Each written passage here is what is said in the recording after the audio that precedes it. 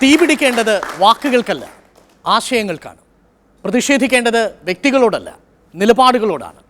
തീപിടിച്ച ആശയങ്ങളും നിലപാടുകളോടുള്ള പ്രതികരണവുമായി വർത്തമാനകാലത്തിൻ്റെ വർത്തമാനം കേരള സമ്മിറ്റ് വീണ്ടും തുടരുന്നു, ഒട്ടേറെ മാറ്റങ്ങളോടെ.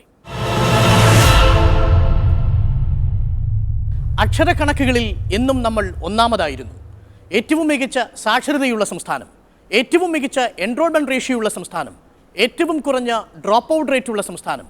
എങ്കിലും പ്രാഥമികവും ദ്വിതീയവുമായ മേഖലകൾ കടന്ന് ഹയർ എഡ്യൂക്കേഷൻ മേഖലയിലേക്ക് എത്തിയപ്പോൾ നമ്മൾ പിന്നിലായിരിക്കുന്നു, അതും ബീഹാറിൻ്റെയും പിന്നിൽ. നമ്മുടെ സംസ്ഥാനത്തിൻ്റെ ഉന്നത വിദ്യാഭ്യാസ രംഗം കടുത്ത പ്രതിസന്ധിയിലേക്കാണ്. അപ്പോഴും ഇവിടെ തിമിർക്കുകയാണ് മത്സരങ്ങൾ. മത്സരാധിഷ്ഠിതമാണ് നമ്മുടെ വിദ്യാഭ്യാസ സമ്പ്രദായം. മത്സരാധിഷ്ഠിതമായ ഈ വിദ്യാഭ്യാസ സമ്പ്രദായത്തിൽ ആരാണ് ലാഭം കൊയ്യുന്നത്? മലയാളിക്ക് എന്ത് നേട്ടം? നമ്മൾ മത്സര പരീക്ഷയെ എങ്ങനെ അതിജീവിക്കും, എങ്ങനെ അഭിമുഖീകരിക്കും? അതിനുള്ള ആത്മവിശ്വാസം ശരാശരി മലയാളിയായൊരു വിദ്യാർത്ഥിക്കുണ്ടോ? ചർച്ച ചെയ്യുന്നു കേരള സമ്മിറ്റിൽ. മത്സരിച്ചു നേടുമോ മലയാളി?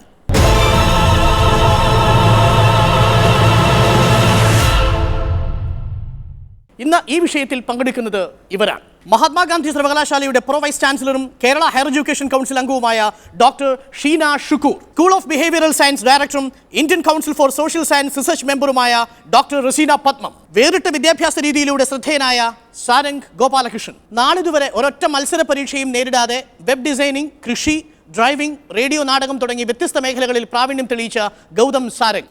ഇവരോടൊപ്പം ആശങ്കാകുലരായ കേരളത്തിൻ്റെ പൊതുസമൂഹവും ഈ ചർച്ചയിൽ പങ്കെടുക്കുന്നു. ഡോക്ടർ ഷീന ഷുക്കൂറിൽ നിന്ന് തുടങ്ങുന്നു. കേരളത്തിലെ ഉന്നത വിദ്യാഭ്യാസ രംഗത്തെ റാങ്ക് ചെയ്തപ്പോൾ നമുക്ക് കിട്ടിയത് 24ാമത്തെ റാങ്കാണ്. ബീഹാറിനാകട്ടെ കിട്ടിയത് 2ാം റാങ്ക്. അതും പ്രൈമറിയിലും സെക്കൻഡറിയിലും 1ാം സ്ഥാനത്തുള്ള കേരളത്തിന് +2 കഴിയുമ്പോൾ എന്ത് സംഭവിക്കുന്നു എന്നൊരു വലിയ ചോദ്യമുണ്ട്. +2 പരീക്ഷകളുടെ റിസൾട്ട് വന്ന് ഉന്നത വിദ്യാഭ്യാസ രംഗത്തേക്ക് പോകാൻ വിദ്യാർത്ഥികൾ കാത്തു നിൽക്കുന്ന ഒരു സമയമാണിത്. ആശങ്കാകുലരാണ് നമ്മുടെ രക്ഷകർത്താക്കൾ. 2 ചോയ്സേ ഉള്ളൂ നമ്മുടെ കുട്ടികൾക്ക്. ഇതാണ് പ്രാഥമികമായി വരുന്ന ചോദ്യം. നമ്മുടെ ഉന്നത വിദ്യാഭ്യാസ രംഗത്തിൽ കേരളത്തിൻ്റെ പ്രശ്നത്തെ എങ്ങനെ സമീപിക്കുന്നു പ്രോ വൈസ് ചാൻസലർ എന്ന രീതിയിൽ? കേരളത്തിൽ ഉന്നത വിദ്യാഭ്യാസ രംഗത്ത് ഒരുപാട് കാലങ്ങളായി നമ്മൾ ശ്രമിച്ചതിൻ്റെ ഫലമായിട്ട് ഒരുപാട് സ്ഥാപനങ്ങൾ, ഇൻസ്റ്റിറ്റ്യൂഷൻസ് ഇൻട്രൊഡ്യൂസ് ചെയ്യാൻ നമുക്ക് സാധിച്ചിട്ടുണ്ട്. പക്ഷേ കുട്ടികൾക്ക് ആവശ്യമുള്ള ചോയ്സ് അനുസരിച്ചിട്ടും അവരുടെ ഇഷ്ടങ്ങളനുസരിച്ചിട്ടും അവരുടെ താല്പര്യങ്ങൾക്കനുസരിച്ചിട്ടും ഉള്ള വിദ്യാഭ്യാസം കൊടുക്കാൻ നമുക്ക് ആയിട്ടില്ല എന്നുള്ളതാണ്. കാരണം നമ്മൾ സ്റ്റാൻഡർഡൈസ് ചെയ്തിരിക്കുകയാണ് എഡ്യൂക്കേഷൻ, ഹയർ എഡ്യൂക്കേഷനിൽ. അതിൽ ആക്സസ്, ഇക്വിറ്റി, എക്സലൻസ്, ഇങ്ങനെ 3 കാറ്റഗറൈസ് ചെയ്ത് നമ്മൾ ഇതിനെ സ്റ്റാൻഡർഡൈസ് ചെയ്ത് കുട്ടികളെ സെലക്ട് ചെയ്ത് വരുമ്പം കുട്ടികൾക്ക് മതിയായ ചോയ്സസ് കിട്ടുന്നില്ല എന്നുള്ളതാണ്. നമ്മൾ ഒരുപാട് മുന്നോട്ട് പോകൊണ്ടിരിക്കുന്നു. വളരെ സിമ്പിളായൊരു ചോദ്യം. +2 കഴിഞ്ഞു വരുന്ന ഒരു ശരാശരി വിദ്യാർത്ഥിയുടെ അഭിരുചി നിർണ്ണയിക്കുന്നത് കേരളത്തിൻ്റെ പശ്ചാത്തലത്തിൽ ആരാണ്? അവൻ്റെ രക്ഷകർത്താവാണോ, അവനാണോ, അതോ അവനെ ചുറ്റിപ്പറ്റി നിൽക്കുന്ന കോച്ചിങ് സ്ഥാപനങ്ങളാണോ, അതല്ല സ്വകാര്യ സെൽഫ് ഫിനാൻസിങ് മാനേജ്മെൻറ്റ് സ്ഥാപനങ്ങളാണ്? ഇത് ഈ അഡോളസൻ്റ് ഏജിൽ ഇൻഡിവിജ്വൽ കാര്യങ്ങളിൽ നമ്മൾ കുട്ടികൾക്ക് ഒരുപാട് ചോയ്സസ് കൊടുക്കുന്നത് ഒരു പരിധിവരെ ശരിയല്ല. പക്ഷേ കുട്ടികളുടെ താല്പര്യം എന്താണെന്ന് മനസ്സിലാക്കിയിട്ട് ടീച്ചേഴ്സും പാരൻസിൻ്റെയും സഹായത്തോടു കൂടി അവരുടെ ഇൻട്രസ്റ്റ് പ്രൊട്ടക്റ്റ് ചെയ്യാണ് വേണ്ടത്. Right. Two Raseena Padmam, behavioural സയൻസിൻ്റെ ഡയറക്ടറാണ്, പല പ്രവേശന മത്സര പരീക്ഷകളുടെയും ഇൻ്റർവ്യൂ ബോർഡിൽ അംഗവുമാണ്. മലയാളി ഇത്തരം കോമ്പറ്റീഷനുകളിൽ പങ്കെടുക്കുമ്പോൾ നേരത്തെ സൂചിപ്പിച്ചതുപോലെ അഭിരുചിയുടെ പ്രശ്നം എന്നതുപോലെ തന്നെ താല്പര്യമുള്ള മേഖലയിലേക്ക് വരാനുള്ള കോൺഫിഡൻസും അവന് എത്രത്തോളം ഉണ്ട് എന്നൊരു ചോദ്യമുണ്ട്. ഇന്ന് സിവിൽ സർവീസിലേക്ക് പോകാൻ, IIT-യിലേക്ക് പോകാൻ, മറ്റ് പ്രവേശന പരീക്ഷകളിലൂടെ മികച്ച കോഴ്സുകൾ തിരഞ്ഞെടുക്കാൻ ശരാശരി ഒരു മലയാളി വിദ്യാർത്ഥിയുടെ ആത്മവിശ്വാസം ബീഹാറിലെ ഒരു വിദ്യാർത്ഥിയേക്കാൾ കുറവല്ലേ? തീർച്ചയായിട്ടും കുറവ് തന്നെയാണ്. കാരണം അതിന് പല കാരണങ്ങളുണ്ട്. ഒന്ന്, നമ്മുടെ നാട്ടിലെ കുട്ടികളുടെ ഇടയിൽ കാണുന്ന കമ്മ്യൂണിക്കേഷൻ സ്കില്ലിൻ്റെ ഒരു അഭാവം. കാരണം ഇവിടെ സിസ്റ്റം തന്നെ ടീച്ചേഴ്സ് പഠിപ്പിക്കുക, കുട്ടികൾ പാസീവായിട്ട് ലിസൺ ചെയ്യുക എന്നുള്ളതാണ്.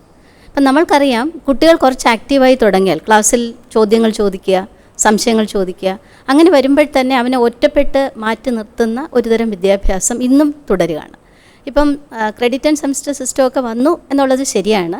പക്ഷേ അതൊരു കട്ട് ആൻഡ് പേസ്റ്റ് രീതിയിലേക്ക് പോകുന്നു എന്നല്ലാതെ കുട്ടികളുടെ ആത്മവിശ്വാസം വർദ്ധിപ്പിക്കുന്ന രീതിയിലുള്ള അസൈൻമെൻറ്റ്സും സെമിനാറുകളും ഇന്ന് നടപ്പിൽ വരുത്തിയിട്ടില്ല. ഡോക്ടർ റസീന പത്മം, അടുത്തിടെ ഞാൻ കേട്ട ഒരു കാര്യം, കേരളത്തിലെ വളരെ പ്രശസ്തനായ ഒരു സൈക്കോളജിസ്റ്റ്, സിവിൽ സർവീസ് പരീക്ഷയുടെ ബോർഡ് മെമ്പറായ അദ്ദേഹം സിവിൽ സർവീസിലെ ബോർഡ് മെമ്പേഴ്സിന് ഒരു മലയാളിയെ തിരിച്ചറിയാൻ അധികം ബുദ്ധിമുട്ടേണ്ടി വരില്ല, അവൻ ആദ്യത്തെ 5 മിനിറ്റ് കോൺഫിഡൻസ് ഇല്ലാതെയായിരിക്കും സംസാരിക്കുക എന്നൊരു ചൊല്ല് സിവിൽ സർവീസ് ബോർഡ് അംഗങ്ങൾക്കിടയിൽ തന്നെ ഉണ്ട് എന്നാണ് കേൾക്കുന്നത്. എങ്ങനെ സംഭവിച്ചു പോയി ഇങ്ങനെ? വി കെ കൃഷ്ണമേനോനെ സൃഷ്ടിച്ച കേരളമാണിത്. അല്ല, ഇത് സംഭവിച്ചത് ഇത് തന്നെയാണ്. ആശയം ഉണ്ടെങ്കിൽ പോലും, ഉള്ള കുട്ടികൾക്ക് പോലും ആ ആശയം ശരിയായിട്ട് മാനിഫെസ്റ്റ് ചെയ്യാൻ അല്ലെങ്കിൽ എക്സ്പ്രസ് ചെയ്യാൻ സാധിക്കാത്തൊരവസ്ഥ കേരളത്തിൽ ഇന്നുണ്ട്. ഇത് ഏത് ഘട്ടത്തിലാണ് ഇത് നമുക്ക് സംഭവിച്ചിരിക്കുന്നത്? പ്രൈമറി മേഖലയിലാണോ, +2 തലത്തിലാണോ? എനിക്ക് പലപ്പോഴും തോന്നിയിട്ടുള്ളത് ഈ ഓൾ പാസ്, അതായത് നമ്മൾ ഒരു പഴഞ്ചൊല്ലുണ്ടല്ലോ, ശരിക്കുമുള്ള കുഴകൾ കിട്ടിയതിന് ശേഷമേ എറിയാൻ തുടങ്ങാവൂ. ഇവിടെ പലപ്പോഴും സംഭവിച്ചത് കുട്ടികൾക്ക് 10ാം ക്ലാസ് വരെ ഓൾ പ്രൊമോഷൻ കൊടുത്തത് മുതൽ അവരുടെ ആ സ്റ്റാൻഡേർഡ്, കാരണം ബേസിക് ആയിട്ടുള്ള കാര്യങ്ങൾ അറിയാതെ ഉന്നത വിദ്യാഭ്യാസത്തിലേക്ക് പോകുന്നതിൻ്റെ തകരാറാണ്. ഒരു ശരിയായിട്ടുള്ളൊരു ആപ്ലിക്കേഷൻ എഴുതാൻ MA ഇംഗ്ലീഷ് പഠിച്ച ഒരു കുട്ടിക്ക് ഇന്ന് സാധിക്കുന്നില്ല. കാരണം ഓൾ പ്രൊമോഷൻ എന്ന് പറയുന്നത് ബേസായിട്ട്, ഇപ്പം നമ്മളൊരു വീട് കെട്ടിയാലും അടിത്തറ സ്ട്രോങ് അല്ലെങ്കിൽ പിന്നീട് എത്ര വലിയ സിമൻറ്റും ഇഷ്ടിക ഉപയോഗിച്ച് ആ വീട് കെട്ടിപ്പൊക്കിയാലും അത് നിലനിൽക്കത്തില്ല. അത് തന്നെയാണ് ഇവിടെ സംഭവിച്ചിരിക്കുന്നത്. അടിസ്ഥാനപരമായി പ്രൈമറിയും സെക്കൻഡറിയിലും മിടുക്കര് എന്ന് തെളിയിച്ചിട്ടുണ്ട് എന്നാണ് സൂചിപ്പിച്ചത്. പക്ഷെ എനിക്ക് തോന്നിയിട്ടില്ല. കാരണം ഇപ്പോൾ കണക്ക്, ഫോർ എക്സാമ്പിൾ, കണക്കൊക്കെ അതിൻ്റെ ടേബിൾസ് തന്നെ കാണാതെ പറയുന്നൊരു രീതിയല്ലാതെ ആ ടേബിൾസിൻ്റെ ലോജിക് അറിഞ്ഞ് പഠിക്കുക, ഇല്ലെങ്കിൽ ഒരു ഇൻസൈറ്റ്ഫുൾ റീഡിങ് എന്ന് പറയുന്നത്, അല്ലെങ്കിൽ ലേണിംഗ്, എക്സ്പീരിയൻഷ്യൽ ലേണിംഗ്, ഇതൊക്കെ പണ്ട് കാലത്തുണ്ടായിരുന്നു. ഞാനിവിടെ ഈ ടോപ്പിക്ക് കണ്ടപ്പോൾ ആദ്യം എൻ്റെ മനസ്സിൽ വന്ന ഒരു മറു ചോദ്യമുണ്ട്. മലയാളി ഇനി മത്സരിച്ച് നേടിയാൽ തന്നെ ഈ സാഹചര്യത്തിൽ എന്താണ് അവൻ നേടുന്നത്? കാരണം ഞങ്ങളുടെ മനഃശാസ്ത്രത്തിലെ ഒരു മാസ്ലോ, എബ്രഹാം മാസ്ലോ എന്ന് പറയുന്ന ഒരു മനഃശാസ്ത്രജ്ഞൻ്റെ വിശ്വവിഖ്യാതമായ ഒരു മോട്ടിവേഷൻ തിയറി ഉണ്ട്. അതിനകത്ത് ഒരു വ്യക്തിയെ ജീവിക്കാൻ പ്രേരിപ്പിക്കുന്നത് 4 ഘടകങ്ങളാണ്. 1 അവൻ്റെ ഭൗതികമായ നേട്ടം, 2 അവൻ്റെ വൈകാരികമായ ഒരു നേട്ടം, 3 സാമൂഹ്യപരമായിട്ടുള്ള ഒരു തലം, 4 ആത്മീയത. ഇതിനകത്ത് നമ്മുടെ മലയാളിയെ സംബന്ധിച്ചിടത്തോളം ഇപ്പം മത്സരിച്ച് നേടിയാൽ തന്നെ അവൻ നേടുന്നതും അവൻ കോൺസെൻട്രേറ്റ് ചെയ്യുന്നതും ഭൗതികമായിട്ടുള്ള കാര്യങ്ങളാണ്. അതിൻ്റെ ഒരു പോരായ്മ ആത്മവിശ്വാസത്തിൽ പ്രതിഫലിക്കും. അത് തന്നെയാണ് ഇവിടെ കണ്ടുവരുന്നത്.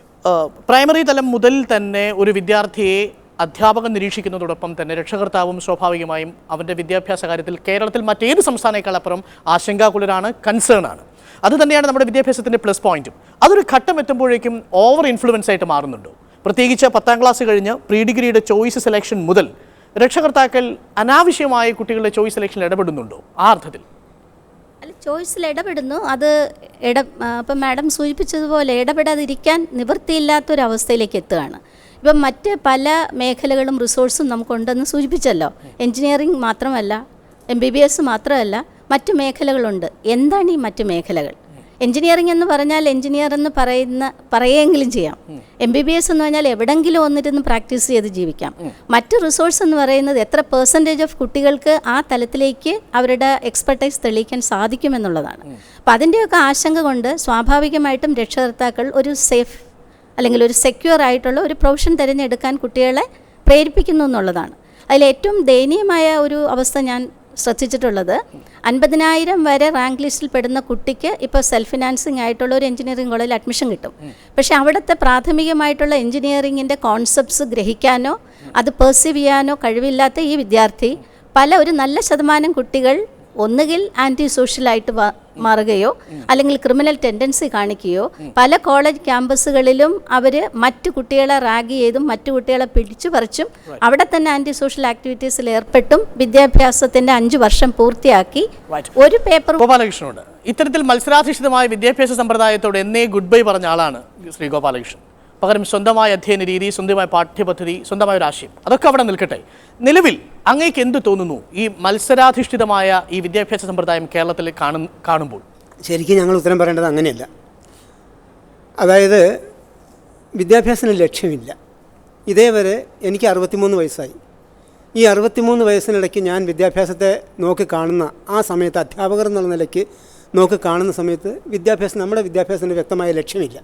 ഒരു ജനാധിപത്യ രാജ്യത്ത് വ്യക്തമായ ലക്ഷ്യത്തോടു കൂടി തന്നെ വേണം ഒരു വിദ്യാഭ്യാസ പദ്ധതി ആവിഷ്കരിക്കാനായിട്ട്. അത് ഇതുവരെ ഉണ്ടായിട്ടില്ല. ഒരു ജനാധിപത്യ രാജ്യം ശരിക്ക് വിദ്യാഭ്യാസം ലക്ഷ്യമിടുമ്പോൾ ആ രാജ്യം അഭിമുഖീകരിക്കുന്ന മുഴുവൻ ആവശ്യങ്ങളെയും ഉൾക്കൊള്ളുന്ന ഒരു പാഠ്യപദ്ധതി ഉണ്ടായിരിക്കണം. ഇവിടെ ഇപ്പോൾ ഡോക്ടർമാരെയും എൻജിനീയർമാരെയും മാത്രം ഫോക്കസ് ചെയ്യുമ്പോൾ നമ്മുടെ രാഷ്ട്രത്തിന് ആകെ ആവശ്യം വരുന്നത് കുറച്ച് ഡോക്ടർമാരും എൻജിനീയർമാരാണ് എന്നുള്ളതിലേക്ക് വരുന്നു. ഒരു ജനാധിപത്യ രാജ്യത്ത് ഏറ്റവും അത്യാവശ്യമുള്ളതാണ് രാഷ്ട്രീയം. ആ രാഷ്ട്രീയം എത്ര ഈസിയായി എത്രയോ നിസ്സാരമായിട്ടാണ് നമ്മൾ കൈകാര്യം ചെയ്യുന്നത് ഓർക്കണം. നമ്മുടെ ഇപ്പം ഇത് മുഴുവനും ഈ നയപരിപാടികൾ തീരുമാനിക്കുന്നതിൽ മുഖ്യ പങ്കുള്ള രാഷ്ട്രീയക്കാരെ സൃഷ്ടിക്കുന്നത് തെരുവിൽ നിന്നുള്ള പ്രസംഗം കേട്ടിട്ടാണ്. വളരെ സീരിയസ് ആയിട്ടൊരു വിഷയമാണ് രാഷ്ട്രീയം എന്ന് പറയുന്നത് ജനാധിപത്യ രാജ്യത്തെ സംബന്ധിച്ചിടത്തോളം. അപ്പോൾ അതേ രീതിയിൽ തന്നെയാണ് നമ്മൾ വിദ്യാഭ്യാസം കാണുന്നത്. വിദ്യാഭ്യാസത്തെ കാണുന്നു പറഞ്ഞാൽ എൻ്റെ മകനൊരു ജോലി കിട്ടാൻ, എൻ്റെ മകൾക്കൊരു ജോലി കിട്ടാൻ. അപ്പോൾ ബാക്കിയുള്ള ഭാഗങ്ങളെല്ലാം വിട്ടു. നമുക്ക് ആഹാരം വേണം, വസ്ത്രം വേണം, കിടക്കാൻ ഇടം വേണം, കുടിവെള്ളം വേണം, ഊർജം വേണം. ഇപ്പോൾ ഈ അടുത്ത കാലത്ത് സംഭവിച്ചുകൊണ്ടിരിക്കുന്ന നമുക്ക് ഇവിടെ ഊർജ്ജ പ്രതിസന്ധി ഉണ്ടായി, കുടിവെള്ളത്തിന് ക്ഷാമം ഉണ്ടായി. ഈ സമയത്ത് നമ്മൾ ഊർജ്ജതന്ത്രം പഠിച്ചു, കെമിസ്ട്രി പഠിച്ചു, ബയോളജി പഠിച്ചു, ധാരാളം കാര്യങ്ങൾ പഠിച്ചിട്ടുണ്ട്. നമ്മൾ ഈ പഠിച്ച കാര്യങ്ങളിൽ നിന്ന് ഏതെങ്കിലും ഒരു വിഷയം എടുത്തിട്ട് ഈ പ്രതിസന്ധിക്ക് പരിഹാരം കാണാൻ എന്നുള്ള നിലയ്ക്ക് ആർക്കെങ്കിലും കഴിയുമോ? അർത്ഥം എന്താണ്? നമ്മുടെ ജീവിതത്തിനോട് ബന്ധപ്പെട്ടതല്ല വിദ്യാഭ്യാസം. പക്ഷേ മകനിവിടെയുണ്ട് ഗൗതം എനിക്ക് തോന്നുന്നു കേരളത്തിലെ പ്രേക്ഷകർക്ക് ഒരുപക്ഷെ അത്ര കണ്ട് അപരിചിതമല്ല, എന്നാൽ അത്ര കണ്ട് പരിചിതവുമല്ല. ഗൗതം, അടുത്തിടെ ഞങ്ങൾ കേട്ടത് ശരിയാണോ എന്നറിയില്ല, ഗൗതമിൻ്റെ ഭാര്യയുടെ രണ്ടാമത്തെ പ്രസവം അത് സാരെങ്കിലെ കുട്ടികൾക്കുള്ളൊരു പാഠം കൂടിയായിരുന്നു എന്ന് കേട്ടിട്ടുണ്ട്. കേരളത്തിലെ പ്രേക്ഷകർക്ക് വേണ്ടി ഒന്ന് വിവരിക്കാം. ഞാനിങ്ങനെ ഈ സാധാരണ സ്കൂളിൽ പോയിട്ടില്ലാത്ത ഒരാളായതുകൊണ്ട്, അല്ലെങ്കിൽ എൻ്റെ വിദ്യാലയം കുറച്ചൊരു വലുതായതുകൊണ്ട് വിവാഹവും പ്രസവവും ഒക്കെ എൻ്റെ പാഠ്യപദ്ധതിയിൽ ഭാഗമായിരുന്നു. അപ്പം ഞാൻ കല്യാണത്തിന് മുമ്പ് തന്നെ കല്യാണം തന്നെ ഒരു പാഠമായിരുന്നു എനിക്കറിയാമായിരുന്നു. ഞങ്ങൾ കല്യാണത്തിന് മുമ്പ് മുതൽ തന്നെ ഈ പ്രസവം, കുട്ടികൾ എന്നുള്ളതിനെ പറ്റി ആലോചിച്ചിട്ടാണ് ഞങ്ങൾ എല്ലാ കാര്യങ്ങളും നീക്കിയത്. അപ്പോൾ ഒന്നാമത്തെ കുട്ടിയുടെ പ്രസവം ഞങ്ങൾ തന്നെയാണ് എടുത്തത്. ഒന്നുകൂടി പ്രേക്ഷകർക്ക് മനസ്സിലാവാൻ വേണ്ടി, ഗൗതം 1ാം ക്ലാസ്സിലും 2ാം ക്ലാസ് തുടങ്ങി ഒരു ക്ലാസ്സിലും പുറത്ത് വിദ്യാഭ്യാസം നടത്തിയിട്ടില്ല. ഇല്ല. 10ാം ക്ലാസ് ഇല്ല. പ്രീ ഡിഗ്രിയും ഇല്ല. ഒന്നുമില്ല. ഡിഗ്രി ഇല്ല. എന്തൊക്കെ അറിയാം അങ്ങേക്ക്? അയ്യോ, സ്വാഭാവികമായും സംശയമാണ്. ഇതൊന്നും പഠിച്ചില്ലെങ്കിൽ നിങ്ങൾ എങ്ങനെ കാര്യങ്ങൾ അറിയുമെന്നാണ് ചോദ്യം. ചുരുക്കി പറഞ്ഞാൽ എനിക്ക് ജീവിക്കാൻ അറിയാമെന്ന് എനിക്ക് തോന്നുന്നു. എനിക്ക് 32 വയസ്സായി, ഭാര്യയുണ്ട്, 2 മക്കളുണ്ട്. ഞാൻ പല തൊഴിലുകളും ചെയ്തിട്ടുണ്ട്, ഇപ്പോഴാണെങ്കിലും പല തൊഴിലുകളും ചെയ്യാൻ തയ്യാറാണ്. എനിക്ക് തോന്നുന്നു എനിക്ക് ജീവിക്കാൻ പഠിച്ചു, അല്ല ജീവിക്കാൻ അറിയാമെന്ന് പറയുന്നത് തോന്നുന്നു ഏറ്റവും ചെറിയ ഉത്തരം.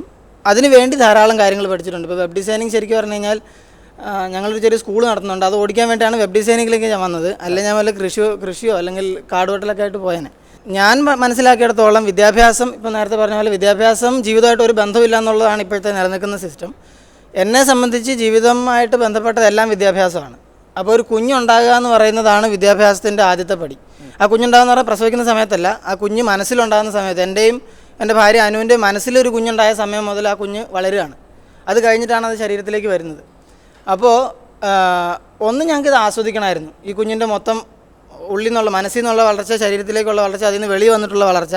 അതുകൊണ്ടാണ് ഞങ്ങൾ അതിനെപ്പറ്റി വ്യക്തമായിട്ട് പഠിച്ചതും.